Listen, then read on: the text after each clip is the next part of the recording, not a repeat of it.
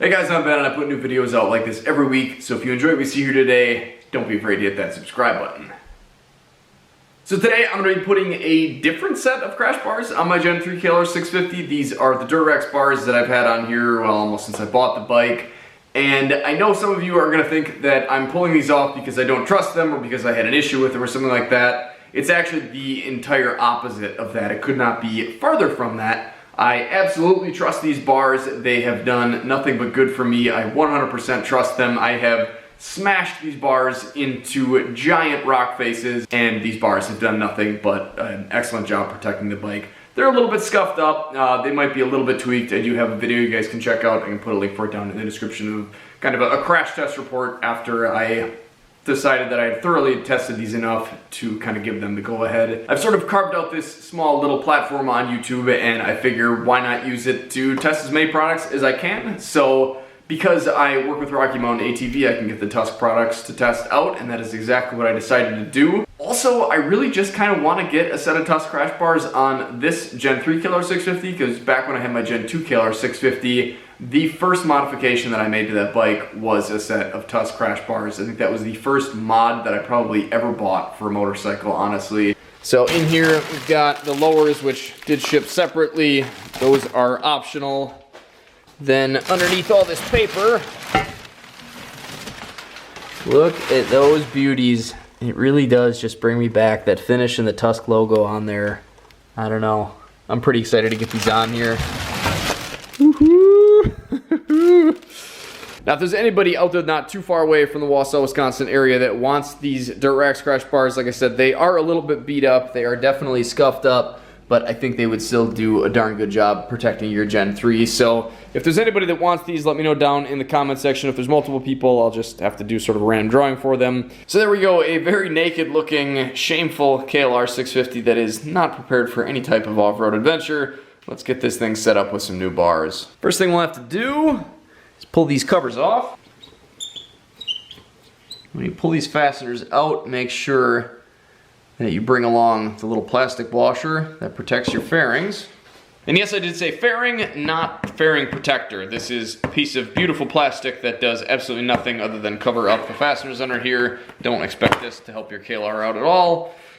And don't expect the little rubber grommets that are supposed to stay in the fairing to actually stay in the fairing. They pretty much always come out with the cover here, so we'll stick that back on. So then you're gonna have a fastener in here that will be used to attach the kind of subframe up at the front here. I'm sure there's a better name for it than that, but that attaches it to the main frame.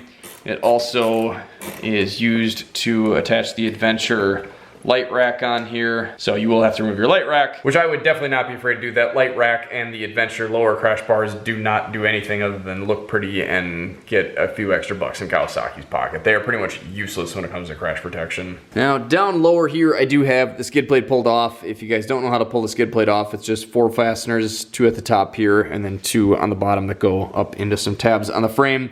Pretty easy to do. Then we're just gonna need to pull out these 2 fasteners here.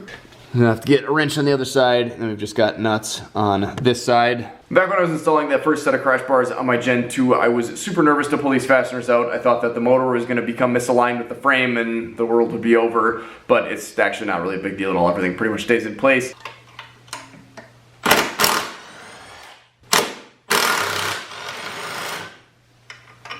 This top one, the bracket I think is just slightly misaligned and it doesn't really want to just pull right out, but I think I should be able to thread it out.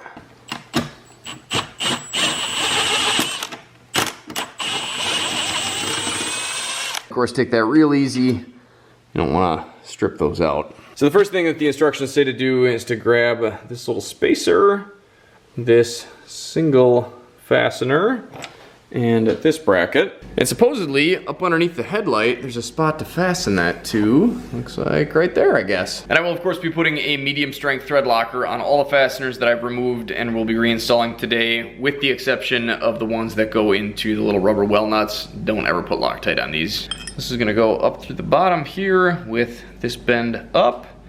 I'll put the spacer on there. How the heck are you supposed to get that in there? Removing the front fender would make this go a lot quicker, but what fun would that be? So we're gonna leave that loose. Take my left side bar here, and that one's gonna go right in like that, into this hole there. Gotta line up the bottom, spin that in by hand. Just kind of leave that loose. I'm gonna grab my 2 original fasteners here, and the nuts that go on these are kind of a special metal flange locking nut, but a little bit of Loctite never hurt anybody. And if you've ridden a KLR before, you know that a little bit of Loctite goes a long way and helps you go a lot further without your bike rattling itself apart. Get that lined up, toss one of these in.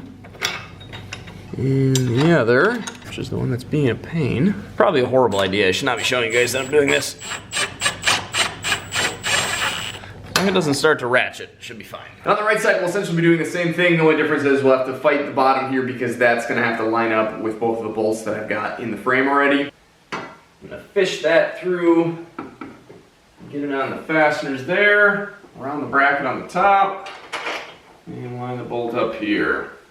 On the right side here, we'll just spin the nuts on so we don't lose our place. So up at the front here, things are kind of starting to come into place. We'll want to get these 2 pinched together and lined up with that bracket on the back here and the fasteners in before we tighten anything else down. There we go. So it'd be good to have a buddy here for this. Basically, I needed to kind of push these together and then push up on the bracket a little bit and then everything lined up. My first fastener went through. Second one should be no problem. And then the nylock nuts will just go on the back side. I guess I won't stick any Loctite on these, at least not the first time. But if you ever pull these off, stick some Loctite on them. You're really supposed to replace nylock nuts. I always just Loctite the fasteners instead. We gotta reach up behind here and get those in place. Do a little bit of acrobatics, but not too bad.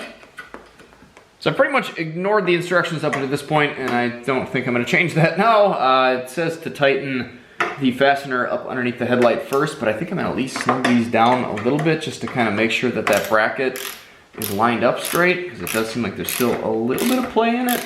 I guess once those are somewhat snug, then I will stick a wrench up underneath here.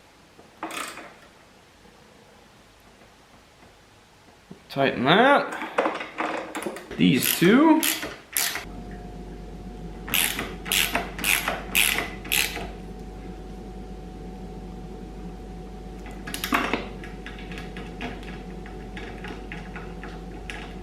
Those seem a little bit soft. So maybe I've just got a heavy hand. There is a pretty small chintzy frame rail underneath here that honestly makes this whole setup a little bit nerve-wracking for me. But like I said, never had any issues with the Durax bars, so I think these should be just fine as well.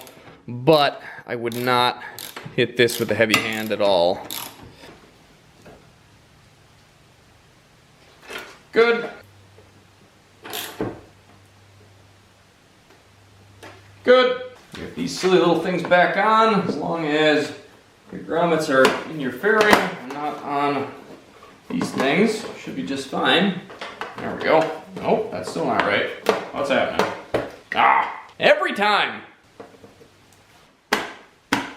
And if you're wondering, yes, these are the Tusk T-handle Allen wrench set, 10 piece set, however that goes. These things are actually super nice to have though. It definitely beats the old 90-degree angle bend Allen set, and you definitely don't want to be using a wrench with a socket on these tiny little bolts here. This works much better. And then per the instructions, we'll move down to the frame mount.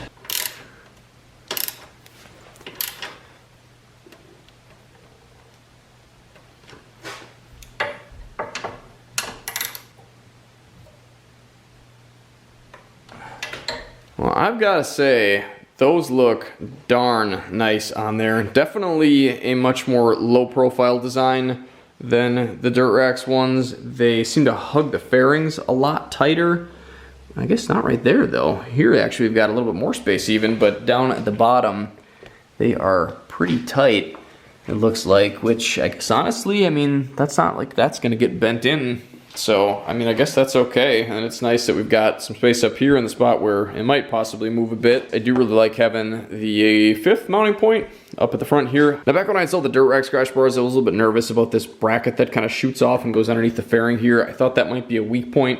Like I said, I never had any issues with those bars. I don't really anticipate any with these, but I will definitely be keeping an eye on that, and I'll keep you guys updated down in the comment section. So these lower crash bars should be pretty easy to install. We're just gonna undo the fasteners up at the top here, and that will just clamp the lower part of the upper bar there. And then this flange is gonna go underneath the frame, and there's actually a nut welded on the backside of a flange that sticks off of there, which I believe is for the adventure bars. Now, these fasteners were in here. I didn't see any along in the packaging with this. And I remember thinking that it was a little bit strange that these didn't come with any instructions or fasteners or anything. I don't think that I discarded them or lost them. I guess I've got quite the mess of boxes going on here, but I don't think that they're here. So I'm gonna have to hit Rocky Mountain up. I'm sure they'll send me out a set pretty quick.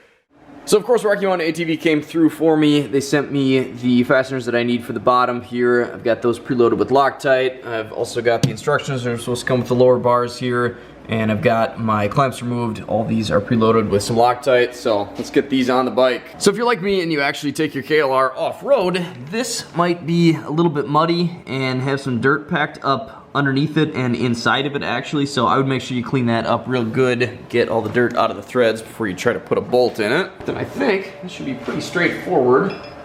They tell you to tighten the clamp before you tighten the bolt on the bottom, but I think this is gonna hold this in place for me so I can get that together, and it'll kind of position it on here for me a bit. So yeah, that kind of locks it in place. I don't have this tightened all the way down, but it's enough that I kind of know where this is going to need to go. Start the somewhat tedious process of threading these in. And keep in mind you will have a gap on both sides, so you want to make sure that that's even when you're done.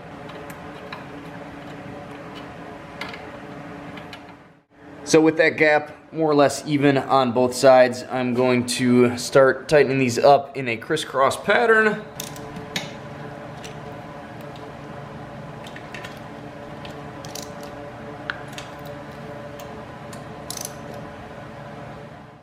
And then when I'm satisfied with that, I'll move down to the other bolt.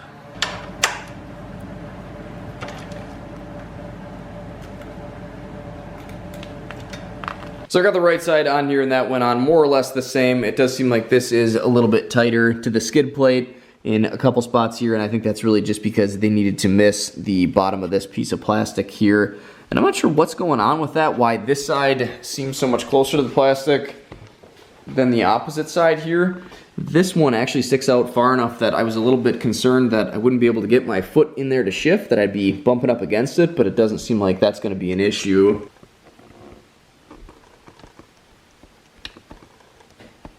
And actually, after filming the first part, I sort of noticed a bit of a goofy fit issue up front with the upper bars as well. If you look at the line that the bars make versus kind of some of the shapes that are molded into the plastic here, you can kind of tell that this sort of angles to the right. So this bar is tilted down a ways that way, and I'm not sure if it's actually shifted over or not, judging by the welds and the sort of drop points of the light here. It kind of seems like maybe things are shifted over a bit. And I think that could be caused by one of two things, or I guess maybe just both of them. One, I did take a pretty big impact on this side of the bike with the old bars on here. I don't know if that would really be enough to account for this. I kind of don't think so. And the other thing is, well, the bars could be just slightly off. Anytime you bend metal, anytime you weld metal, things can easily become misaligned, and just a couple degrees in one spot can make a big difference when you've got a long run of tubing like that. So I think it's just kind of something that you're going to run into with possibly any crash bars.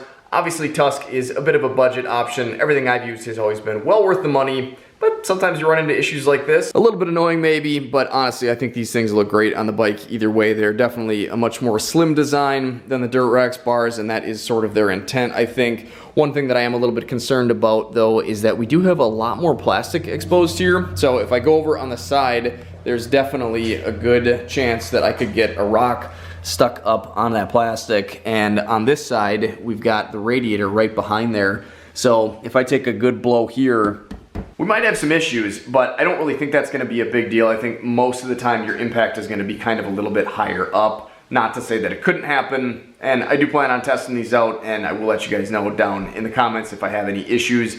I don't really anticipate any, but it's something that I noticed and something that does make me a little bit nervous. Now, as far as the protection from the lower bars goes, I think these are gonna be a good idea. I don't think they're a necessity, but I think if you're gonna ride around a lot of rocks and stuff, these really will be a nice option. Obviously, this is gonna do a lot to protect your case on this side and your water pump on this side. I think this is gonna be probably the most important side and is definitely gonna make me feel a lot better. So originally I was really hoping that I'd be able to get this thing out on the road and on the highway to see if I had any vibration issues with these, and it turned to winter here on me, so I've not been able to do that. The little bit of goofing around that I've done in the yard with them, I haven't noticed any problems at all. I do plan on taking this out on the trails this winter, and I will get a little bit higher speed testing then, but obviously until springtime we can get out on the highway, I won't be able to tell you for sure. Honestly though, I think anytime you see people with vibration issues, I think that's really kind of a hit or miss thing. I've had bikes with bars on them that people have told me they've had issues with, and I've never had a problem with them. So I think while it will be nice to get that tested and let you guys know for sure, I think again that's just something that's kind of going to be hit or miss. But if you guys want to take a look at these, I'll have a link for them down in the description. If you pick them up from Rocky Mountain ATV using that link, it doesn't cost you anything extra, but I make a bit off of the sale, and it helps me make more videos like this. So thanks for watching, guys. Take care, stay safe, stay swanky, get out, enjoy this beautiful world any chance you get. And if you can't do that right now, here's some more videos to check out in the meantime.